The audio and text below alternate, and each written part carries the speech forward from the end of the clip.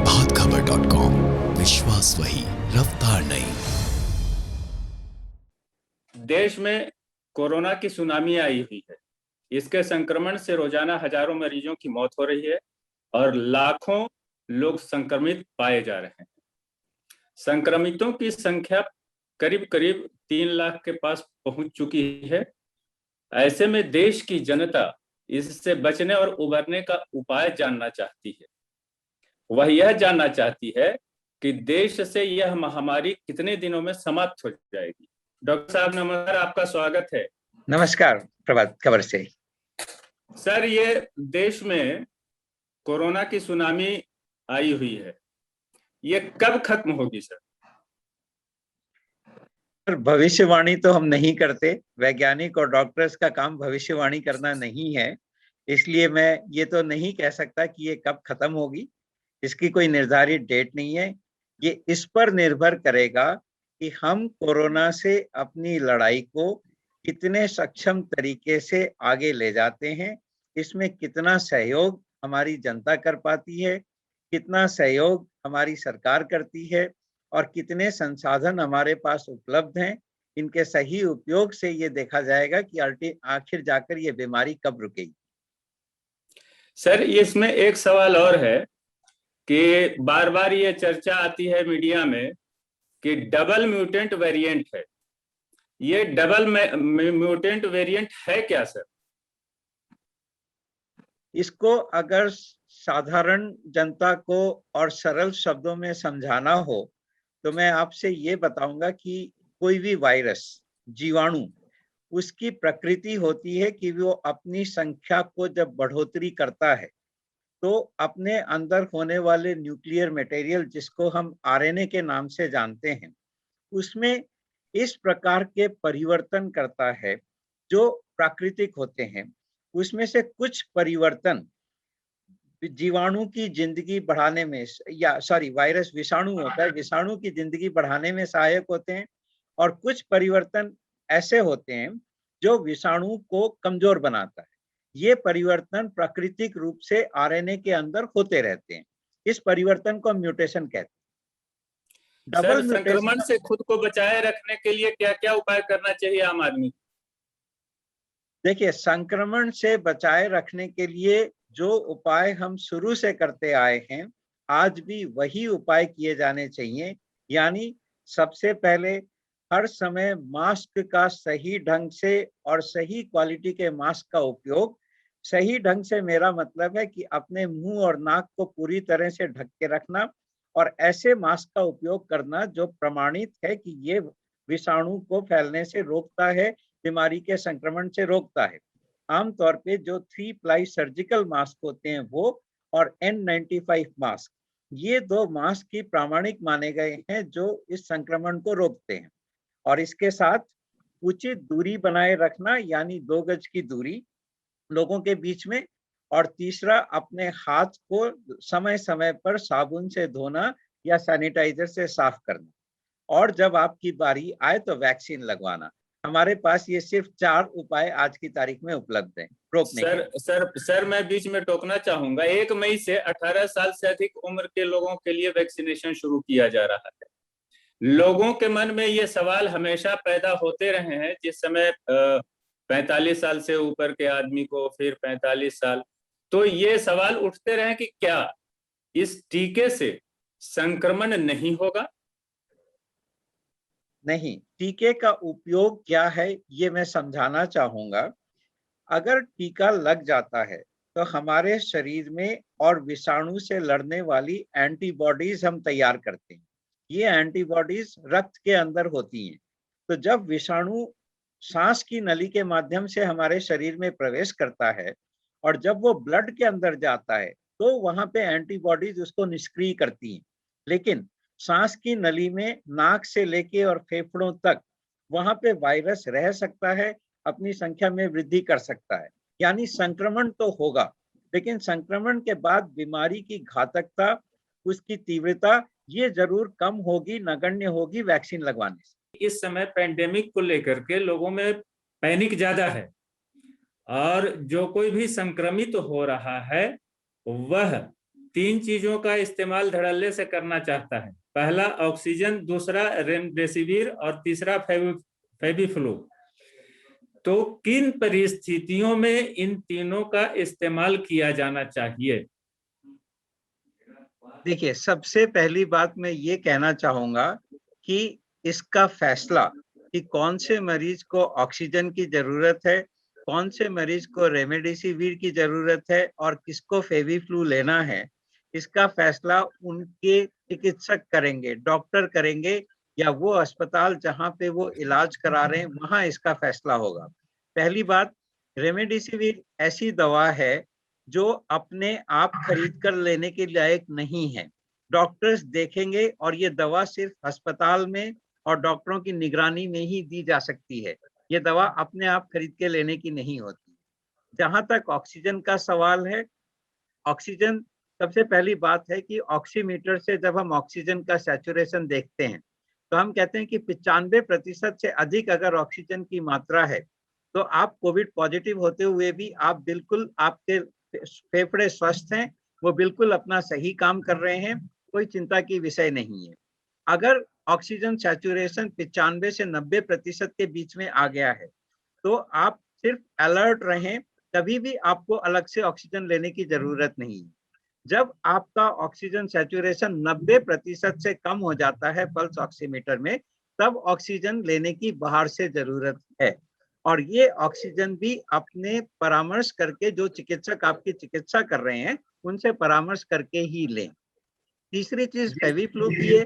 फेविफ्लू भी कोई दवाई ऐसी अभी तक प्रमाणित नहीं है कि कोविड-19 के इलाज में ये एक डेफिनेट दवाई है या एक मतलब पूरी तरह से इलाज कर पाएगी ऐसी दवाई है। इसका भी एक तरह से ट्रायल ही है।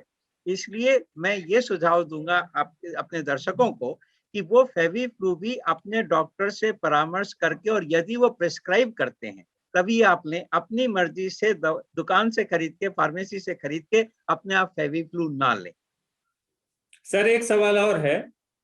संक्रमण को रोकने के लिए, संक्रमण के प्रसार को रोकने के लिए विभिन्न राज्यों में, जिलों में, स्टेट वाइज भी और डिस्ट्रिक्ट वाइज भी या लोकल लेवल पे छोटा छोटा लॉकडाउन लगाया जा रहा है। कहीं कर्फ्यू लगाई जा रही है, कहीं पे नाइट कर्फ्यू है। तो सवाल हमारे मन में भी पैदा होता है और लोगों के मन में भी पैदा होता है कि क्या इसको लागू करने से संक्रमण कम जाएगा? पहली बात। दूसरी बात यह कि इसके पहले भी 6 महीने तक स्ट्रिक्ट लॉकडाउन पूरे देश में लगा था, बावजूद इसके दूसरी लहर आ गई। तो ये जो छोटे छोटे उपाय किए जा रहे हैं, क्या इससे संक्रमण पर रोक लगेगी? देखिए, बहुत महत्वपूर्ण सवाल है। समझने की बात यह है कि इस बीमारी का संक्रमण एक संक्रमित व्यक्ति से एक असंक्रमित व्यक्ति तक तब होता है जब आपस में दोनों लोग और 6 फुट यानी 2 गज से कम दूरी में आमने सामने हो, एक दूसरे से बात कर रहे हैं, या जो संक्रमित व्यक्ति है वो खांस रहा है, छींक रहा है, यानी किसी तरीके से वो विषाणु को और हवा में ला रहा है, और हम उसी माहौल में, उसी वातावरण में अगर सांस ले रहे हैं तो वो विषाणु हमारे शरीर के अंदर चला जाएगा। सबसे अच्छा तरीका इसको रोकने का क्या है कि जो संक्रमित व्यक्ति हैं, अगर वो ये जानते हैं कि वो ऑलरेडी संक्रमित हैं, वो अपने आप को आइसोलेट करें, अलग रहें और दूसरे असंक्रमित व्यक्ति के क्लोज संपर्क में ना आए, तो बीमारी रुकी रहेगी।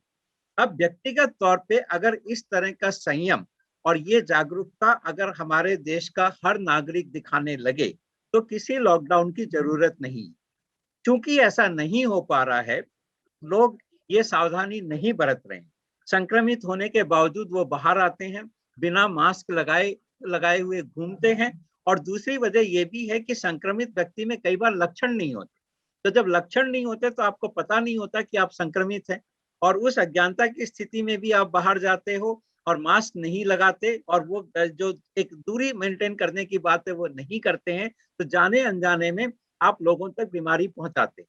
तो इन दो परिस्थितियों में जब ये व्यक्तिगत संयम अपने आप लगाना संभव नहीं है, तब ये मजबूर होके एक आखिरी उपाय है, लास्ट रिसोर्ट जिसे हम कहते हैं, कि भाई आप कर्फ्यू लगा दीजिए तो लोग बाहर नहीं निकलेंगे तो एक दूसरे के संपर्क में नहीं आएंगे, और संपर्क में नहीं आएंगे तो जाहिर है कि बीमारी नहीं फैलेगी।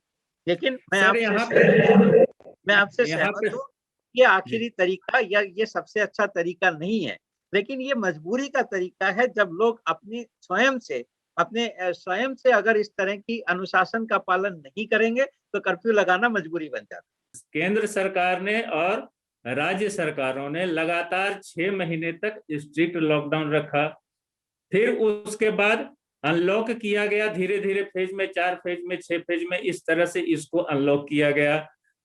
उस समय यह कहा गया कि लॉकडाउन जो लगाया जा रहा है वह बुनियादी और स्वास्थ्य सुविधा बढ़ाने के लिए और मजबूत करने के लिए, क्योंकि भारत के पास उतनी अधिक मजबूत चिकित्सा व्यवस्था नहीं है। अब सवाल ये पैदा होता है कि जब पूरे 2020 के साल इसी दौर में गुजर गया, लोगों ने अपने आप को घर में कैद कर रखा था, तब क्या सरकार स्वास्थ्य सुविधा और बुनियादी सुविधा नहीं बढ़ा सकी, जिस वजह से दूसरी लहर का सामना करना पड़ रहा है? देखिए, बुनियादी सुविधा बढ़ाने के दो तरीके होते हैं। पहला तरीका है कि आपकी जो आकस्मिक जरूरत है, एक छोटे अंतराल के अंदर कितनी सुविधाएं आप पैदा कर सकते हैं या तैयार कर सकते हैं, ताकि ज्यादा से ज्यादा संक्रमित व्यक्तियों का, जरूरतमंद व्यक्तियों का इलाज किया जा सके। सरकार ने इसके लिए भरपूर प्रयास किया। जगह जगह अस्पताल बनाए गए, टेम्परेरी अस्पताल बनाए गए, ऑक्सीजन वाले बेड्स की व्यवस्था की गई, पूरे देश में आईसीयू की संख्या बढ़ाई गई। तो ये ऐसा नहीं है कि कोई प्रयास नहीं किया गया, लेकिन हमें ये समझना होगा कि 132 करोड़ की जनसंख्या वाले देश में एक साल के अंदर हम जिस स्तर पर थे, उससे एक साल के हम अंदर इतनी बुनियादी सुविधा पैदा नहीं कर सकते पूरे प्रयास के बावजूद, कि जब बहुत सारे लोग अत्यधिक मात्रा में संक्रमित होने लगेंगे तो तब भी हम उनको इलाज दें। जो हमारा अनुमान था पहली वेव के में, जितना हमने देखा कि जितने मरीज हो सकते थे, जो संभावनाएं देखी गई, उसके हिसाब से बेड्स बनाए गए, ऑक्सीजन की व्यवस्था की गई, दवाइयों की व्यवस्था की गई, डॉक्टरों के लिए मास्क और पीपीई किट की व्यवस्था की गई। लेकिन ये जो एक अनप्रेसिडेंटेड चीज, अब जो बिना पूर्वानुमान के हमने देखी कि अप्रैल के महीने में अचानक संक्रमण की दर बढ़ी, केसेस की संख्या बढ़ने लगी, और आज की तारीख में जब एक दिन में 3-3 लाख नए केस हो रहे हैं, नए लोग संक्रमित हो रहे हैं, तो इतनी बड़ी मात्रा में और ये सुविधाएं उपलब्ध करा पाना एक साल के अंदर संभव नहीं था। इसके बावजूद सरकार की तरफ से पूरे प्रयास किए जा रहे हैं और प्राइवेट सेक्टर से भी सहयोग मांगा जा रहा है कि ज्यादा से ज्यादा मात्रा में हम बेड दे सकें, हम ऑक्सीजन दे सकें, हम आईसीयू की व्यवस्था कर सकें, ताकि इससे होने वाली दुर्घटनाओं को, यानी आकस्मिक मौतों को कम से कम रखा जा सके। तो प्रयास में कमी नहीं है, लेकिन ये जो इतनी बड़ी संख्या है, उसके लिए सारी सुविधाएं एक साथ जुटाना किसी भी सरकार के लिए संभव नहीं हो पाएगा। ये हमें समझना है। सर, यहाँ पर एक सवाल पैदा होता है। सवाल ये पैदा होता है, हमने भी पढ़ी है, आपने भी पढ़ी है, समाचारों में हमेशा आता है कि दुनिया भर के वैज्ञानिकों ने और भारत के वैज्ञानिकों ने, डॉक्टरों ने, आप जैसे चिकित्सकों ने सरकार को फरवरी मार्च के दौरान ही आगाह कर दिया था कि देश में दूसरी लहर आने वाली है। बावजूद इसके सरकार ने उस और कोई ठोस कदम नहीं उठाया। तभी तो ये स्थिति पैदा हो गई है कि कहीं ऑक्सीजन की कमी है, कहीं रेमडेसिविर की कमी है, तो कहीं बेड की कमी है। मैं इसके लिए सिर्फ सरकार को जिम्मेदार नहीं मानता हूं।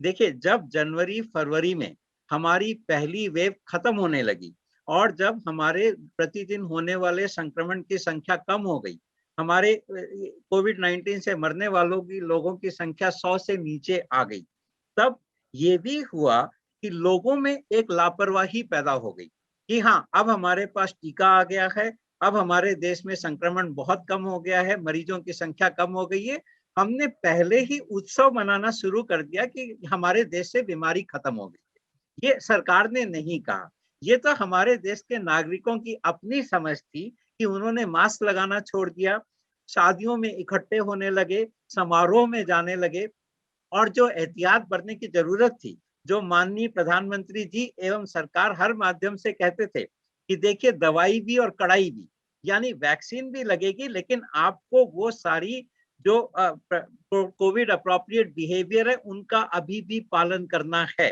लेकिन आपने और हमने पूरे देश में देखा कि वो कोविड अप्रोप्रिएट बिहेवियर के पालन करने वाली जो जिम्मेदारी नागरिक पे थी, वो नागरिक पूरी तरह से नहीं निभा रहे थे। तो इसके लिए हम सिर्फ सरकार को दोष नहीं दे सकते, इसमें हमारी भी जिम्मेदारी बनती है कि हमने वो सारे नियमों का पालन नहीं किया जो दूसरी वेव को रोकने में कामयाब हो सकते। सर एक सवाल और है, वो ये है, हमने भी पढ़ी है कुछ खबरों में, आप जैसे चिकित्सक और वैज्ञानिक कहते हैं कि 15 मई तक ये अपने चरम पर होगा और उसके बाद इसकी संक्रमण की संख्या में धड़ाम से गिरावट आएगी। क्या उनका यह कहना सही है क्या? देखिए, किसी भी महामारी का, जिसको हम पैंडेमिक या एपिडेमिक कहते हैं, उसका नेचर या उसकी प्रकृति ऐसी ही होती है कि पहले केसेस कम होते हैं, फिर केसेस बढ़ते हैं, फिर केसेस बहुत बढ़ते हैं, फिर एक पीक आता है और पीक आने के बाद फिर केसेस कम होने लगते हैं। लेकिन ये जो तारीख है 15 मई वाली तारीख, इस बात से मैं सहमत नहीं हूं, क्योंकि हमारे यहाँ ससेप्टेबल पॉपुलेशन, यानी जिनको अभी टीका नहीं लगा है और जिनको अभी कोविड नहीं हुआ है, ऐसे लोगों की संख्या बड़ी है। तो ये उनमें फैलेगा या और अधिक पीक आएगा और अधिक समय तक ये बीमारी फैलती रहेगी, उसके बाद कम होगी या 15 मई को कम होगी, ये सिर्फ अनुमान लगाया जा सकता है। वैज्ञानिक तौर पे ऐसी कोई निश्चित तारीख हम पहले डिसाइड नहीं कर सकते हैं। तब तो कुल मिलाकर के ये हो गया कि कोरोना का टीका लगवाना लोगों के लिए बहुत जरूरी है, तभी इस संक्रमण को रोका जा सकता है। बिल्कुल, मैं इस बात से पूरी तरह सहमत हूं कि बीमारी को रोकने के लिए दो ही तरीके हैं। एक तो टीका लगा के हम हमारी क्षमता को, इम्यूनिटी को बढ़ाएं, और दूसरा नेचुरल इन्फेक्शन से इम्यूनिटी होती है। तो नेचुरल इन्फेक्शन से इम्यूनिटी होने में समय लगता है और वो नैतिक रूप से भी सही नहीं है कि हम लोगों को छोड़ दें कि आप जब इन्फेक्टेड हो जाएंगे तो बाद में प्रतिरक्षित हो जाएंगे, ये गलत है। इसलिए वैक्सीनेशन, टीका जितनी अधिक मात्रा में लगाया जाएगा, उतनी ही हमारी जनसंख्या जो है वो धीरे धीरे प्रोटेक्टेड होती जाएगी। अब जबकि संक्रमण अपने चरम पर पहुंच रहा है, तो ऐसी स्थिति में जनता को इससे कैसे निजात मिलेगी, इस बात का भरोसा कैसे दिया जाए कि आने वाले दिनों में हमारे देश से कोरोना पूरी तरह से चला जाएगा? देखिए, हमारे देश से या हमारे इस विश्व से कोरोना पूरी तरह चला जाएगा, इस बात की कोई गारंटी अभी हम नहीं ले सकते। हमारे पास ऐसे कोई वैज्ञानिक साधन या वैज्ञानिक जानकारी नहीं है जिसके आधार पर हम ये कह सकें कि कोरोना पूरी तरह चला जाएगा। लेकिन एक कॉमन बीमारी होती है जिसे हम फ्लू के नाम से जानते हैं। ये फ्लू हर साल लौट के आता है और फ्लू के लिए जो ससेप्टेबल पॉपुलेशन है, यानी जो वृद्ध वर्ग है, जो हमारे सीनियर सिटीजन है, उनको हर साल टीके लगाने की जरूरत पड़ती है। तो ये बीमारी हमारी पृथ्वी पर मानवता में रह जाएगी या पूरी तरह से हट जाएगी, इसकी भी भविष्यवाणी हम आज नहीं कर सकते। सर, जनता के लिए क्या संदेश है? जनता के लिए मैं कहना चाहूंगा आपके माध्यम से 3 सबसे इंपॉर्टेंट संदेश है। पहला संदेश है, इस बीमारी से लड़ने के लिए सबसे ज्यादा जरूरत आपके अपने दायित्व की है। आपका दायित्व क्या है? आपको मास्क लगाना है, सही क्वालिटी का मास्क लगाना है, सही ढंग से लगाना है, ताकि आप खुद संक्रमण से बचें, और यदि आप संक्रमित हैं तो अपने आसपास के लोगों को संक्रमण से बचाएं। उसी कड़ी में आपको जो 2 गज की दूरी की हम बात करते हैं, वो 2 गज की दूरी मेंटेन करनी चाहिए ताकि आप संक्रमण ना फैलाएं। और तीसरी बात कि अपने हाथों को बार बार धोएं, अगर साबुन से धोने का इंतजाम नहीं है तो आप उसे सैनिटाइज करें। और चौथी बात, जब आपका नंबर आए, जब आपका मौका मिले, आप वैक्सीन जरूर लगवाएं, तभी जाकर हम इस बीमारी पर आखिर में विजय पा सकते। बहुत बहुत धन्यवाद सर, आभार आपका।